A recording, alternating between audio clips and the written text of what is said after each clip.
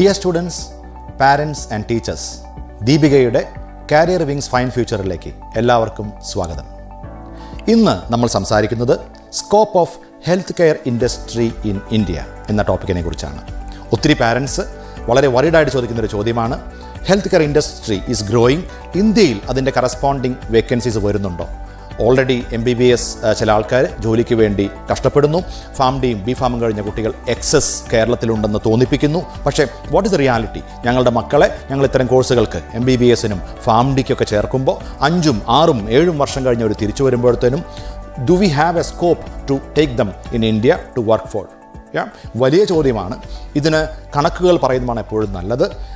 Health care industry is booming across the world. ഇത് ഒരു ഒറ്റവാക്കിലുള്ള ഉത്തരമാണ്. So parents who are worried about this, ഒറ്റവാക്കിൽ health care industry is seriously booming across the world. ഇന്ത്യയിൽ മാത്രമല്ല, across the world boom ചെയ്യുന്നുണ്ട്.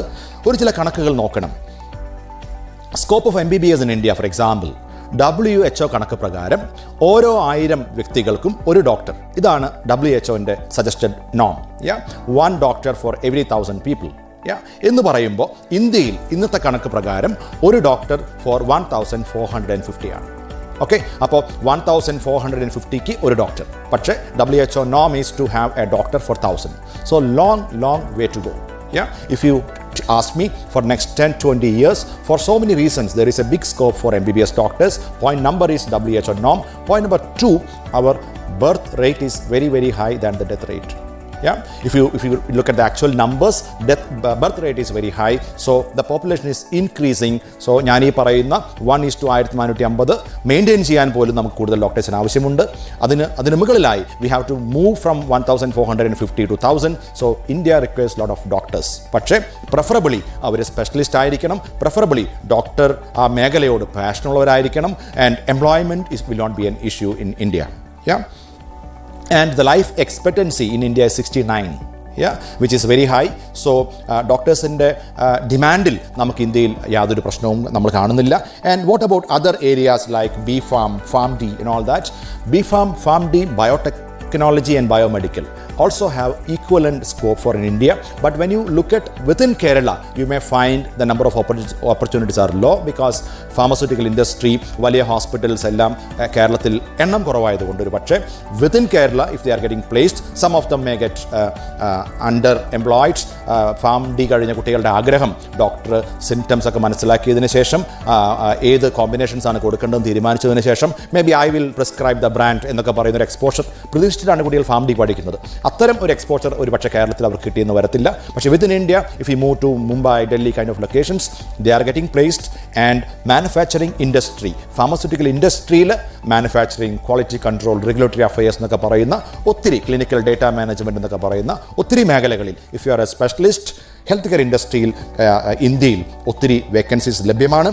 Also pharmaceutical industry is growing on double digits. Medical tourism in India is growing big time. So considering all this, parentsinoodum kuttigalodum health care industry for next 10 to 20 years will not be an issue. You can definitely move forward for health care industry.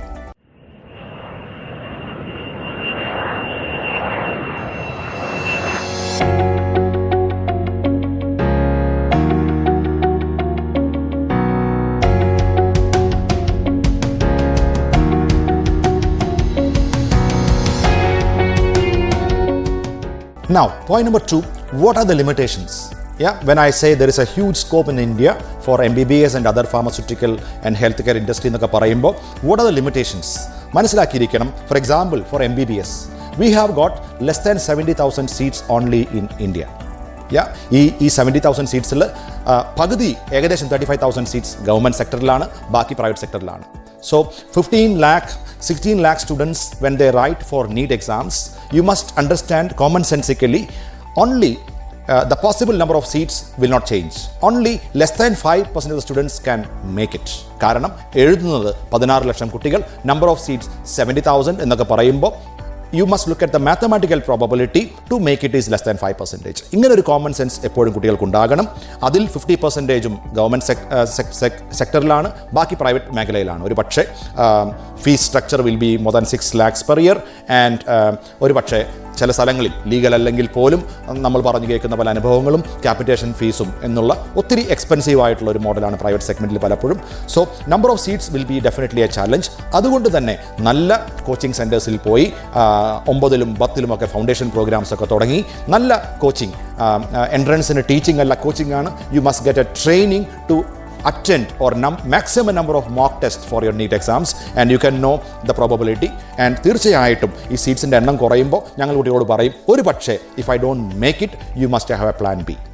എൻട്രൻസിൽ കൂടുതൽ ശ്രദ്ധ കൊടുക്കണം, നല്ല സ്ഥാപനങ്ങളിൽ പഠിക്കണം. ഒരു പക്ഷേ if I don't make it you can repeat point number 1 or you must have a plan B in life.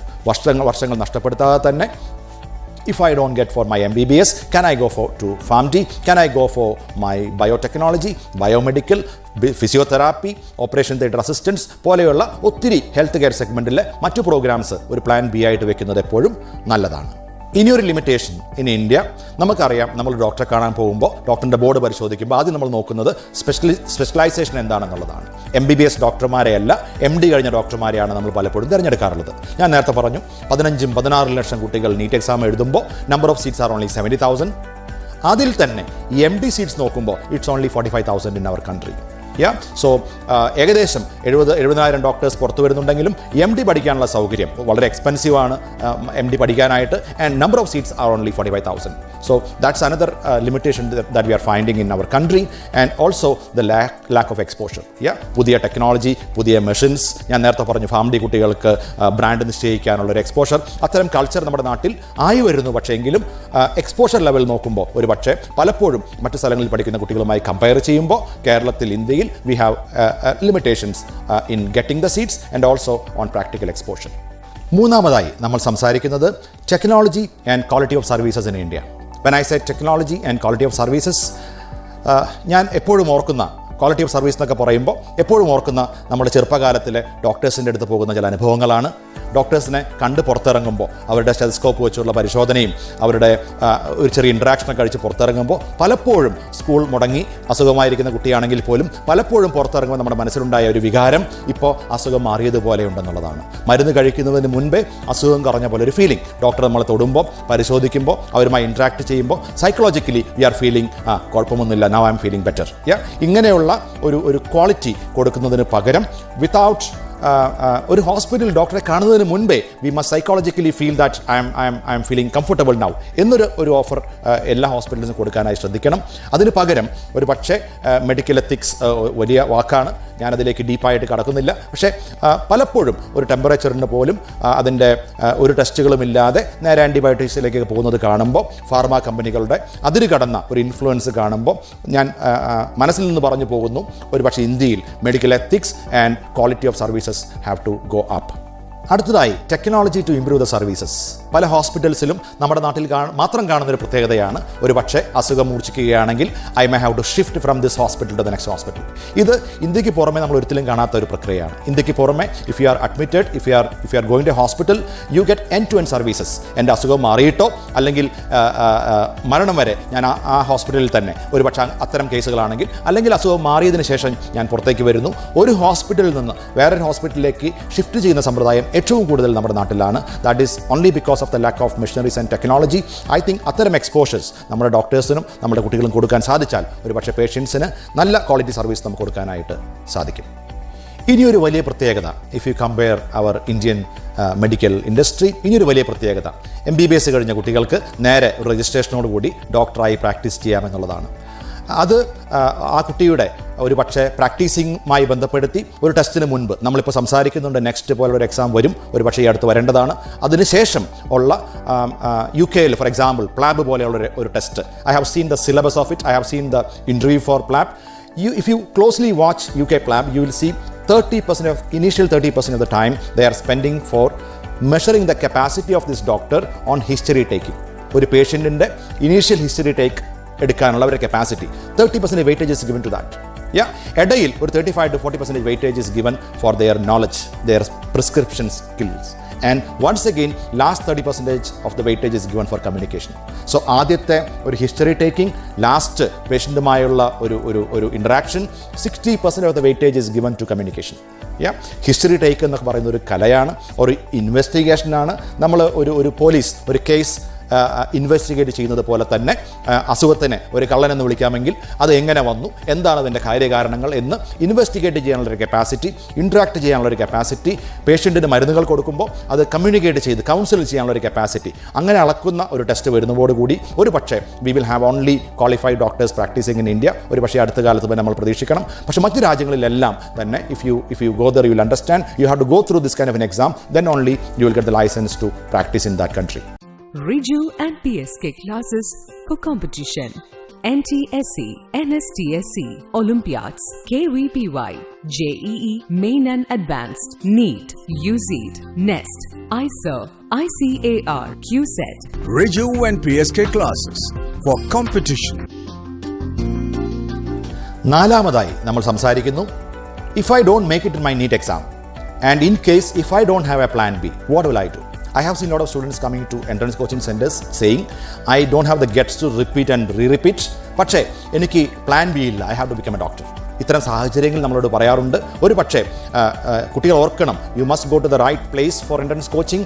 ഇപ്പോൾ online സംവിധാനങ്ങളൊക്കെ ഒത്തിരി ലഭ്യമാണ്, അത് പരമാവധി പ്രാക്ടീസ് ചെയ്യണം. And in case if I don't make it, you have lot of international colleges for doing the same programme.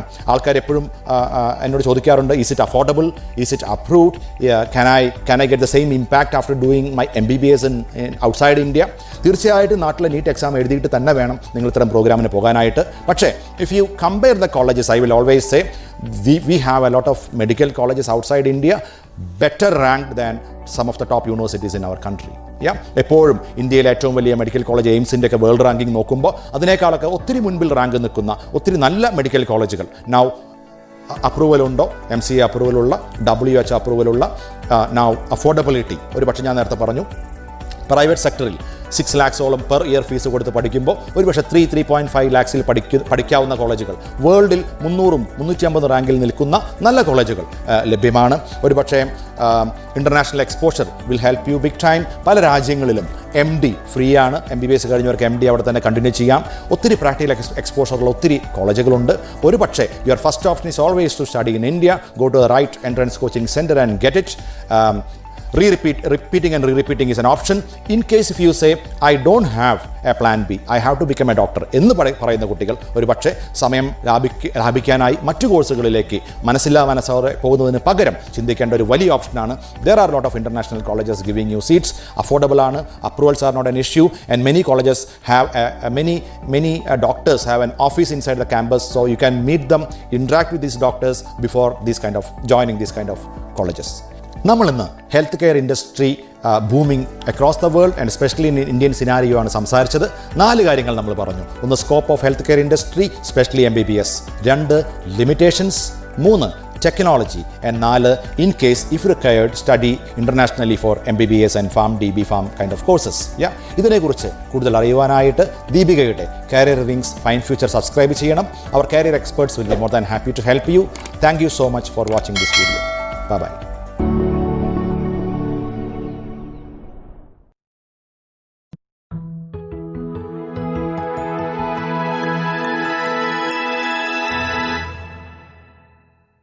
ഏവർക്കും നമസ്കാരം.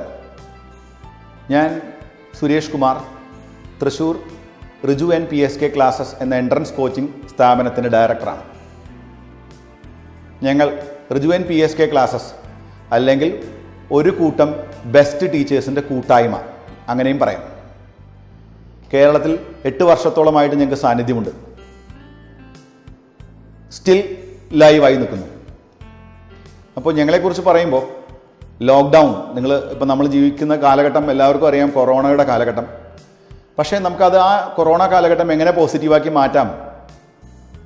First day തൊട്ട് തന്നെ അക്കാഡമിക്കലി കുട്ടികളെ സപ്പോർട്ട് ചെയ്യാൻ വേണ്ടി ഓൺലൈൻ ക്ലാസ്സുകൾ സ്റ്റാർട്ട് ചെയ്യാൻ കഴിഞ്ഞു ഞങ്ങൾക്ക്. ഓൺലൈൻ എന്ന് പറയുമ്പോൾ പല ടൈപ്പ് ക്ലാസ്സുകൾ, റെക്കോർഡഡ് ലൈവ് ക്ലാസ്സുകൾ, ഡയറക്റ്റ് ലൈവ് ക്ലാസ്സുകൾ, അങ്ങനെ പല രീതിയിൽ സൂം ആപ്പ് ഉപയോഗിച്ചുള്ള ക്ലാസ്സുകൾ, അങ്ങനെ ഞങ്ങളുടെ കുട്ടികൾക്ക് യാതൊരു കുറവും വരാതെ കാര്യങ്ങൾ ചെയ്തു കൊടുക്കാൻ ഞങ്ങൾക്ക് ഈ കാലഘട്ടത്തിൽ കഴിഞ്ഞു എന്നുള്ളതാണ് ഞങ്ങളെ സംബന്ധിച്ച് ഏറ്റവും സന്തോഷിക്കാൻ പറ്റുന്ന കാര്യം. അതിന് കൂടെ ഒരു കാര്യം കൂടെ നിങ്ങളോട് പറയാനാണ് ഞാൻ ഈ ഒരു അവസരം ഉപയോഗിക്കുന്നത്. ഇപ്പോൾ കേരളത്തിൽ അങ്ങോളം ഇങ്ങോളമുള്ള കുട്ടികളുണ്ട്. അവരെല്ലാവരും പലരും പരീക്ഷകളൊന്നും ഇല്ല എന്ന് വിചാരിച്ച് വളരെ റിലാക്സ്ഡ് ആയിട്ട് നടക്കുകയാണ്. പക്ഷെ ഒരിക്കലും നടക്കരുത്. നമ്മുടെ ഗവൺമെൻറ് നിങ്ങൾക്ക് തരുന്ന വിക്ടേഴ്സ് ചാനലിലൂടെയും അതുപോലെ മറ്റുള്ള രീതിയിൽ തരുന്ന ക്ലാസ്സുകളൊന്നും മിസ് ചെയ്യരുത്. കാരണം ഈ ക്ലാസ്സുകൾ ഇപ്പം മിസ് ചെയ്ത് കഴിഞ്ഞാൽ നമുക്കൊരു 3 months കഴിഞ്ഞാൽ, അല്ലെങ്കിൽ എന്നാണോ ലോക്ക്ഡൗൺ ഒക്കെ കഴിഞ്ഞ് സ്കൂൾ റീസ്റ്റാർട്ട് ചെയ്യുന്നത്, ആ സമയത്ത് നമുക്ക് ഒരുപാട് വർക്കുകൾ ക്യുമുലേറ്റീവായി വരും. ഒരു കാരണവശാലും ഈ സമയത്ത് നിങ്ങളുടെ സമയം ദുരുപയോഗം ചെയ്ത് കളയരുത്. അതാണ് എനിക്ക് പറയാനുള്ളത്. റിജുവൻ PSKയിൽ പഠിക്കുന്ന കുട്ടികൾക്ക് ഓൾറെഡി നല്ല സപ്പോർട്ട് ഞങ്ങൾ കൊടുക്കുന്നുണ്ട്. പുറമേയുള്ള കുട്ടികളെ സഹായിക്കാനും ഞങ്ങൾ ഈ വർഷം തീരുമാനിച്ചിട്ടുണ്ട്. അപ്പോൾ ഞങ്ങളുടെ ഓൺലൈൻ ക്ലാസ്സുകൾ ഏകദേശം ഒരു 85% ഡിസ്കൗണ്ടോട് കൂടി കുട്ടികൾക്ക് കൊടുക്കാൻ ഞങ്ങൾ തീരുമാനിച്ചിട്ടുണ്ട്. വളരെ ചെറിയ ഒരു ഫീസോട് കൂടി കുട്ടികൾക്ക് കൊടുക്കാൻ തീരുമാനിച്ചിട്ടുണ്ട്. അപ്പോൾ ഈ വീഡിയോ കാണുന്ന സ്കൂൾ അധികൃതർ, അതുപോലെ ടീച്ചർമാർ, അതുപോലെ പാരൻസ്, കുട്ടികൾ, അവരുടെ അറിവിലേക്ക് പറയുകയാണ്, അക്കാഡമിക്കലി എന്ത് സപ്പോർട്ടിന് വേണമെങ്കിലും റിജുവൻ PSK ക്ലാസ്സസിനെ നിങ്ങൾക്ക് കോൺടാക്ട് ചെയ്യാം. 24/7 നിങ്ങൾക്ക് സപ്പോർട്ട് കിട്ടും. കാരണം ഈ എൻട്രൻസ് എന്ന് പറയുമ്പോൾ എല്ലാവരുടെയും മനസ്സിലുള്ള ഒരു ധാരണ എന്ന് പറഞ്ഞാൽ വെറുതെ എഞ്ചിനീയറിംഗ്, മെഡിക്കൽ അങ്ങനെ മാത്രമല്ല, ലോകത്തുള്ള പല കോഴ്സുകളെക്കുറിച്ചുള്ള ഇൻഫർമേഷനും അതിലേക്ക് എത്തിപ്പെടാനുള്ള കാര്യങ്ങളെക്കുറിച്ചും സമഗ്രമായി നിങ്ങൾക്ക് ഒരു വിൻഡോയിൽ നിന്ന് അറിയണമെങ്കിൽ നിങ്ങൾക്ക് റിജുവൻ PSK ക്ലാസ്സസിലേക്ക് വരാം. എല്ലാവർക്കും സ്വാഗതം. Thank you.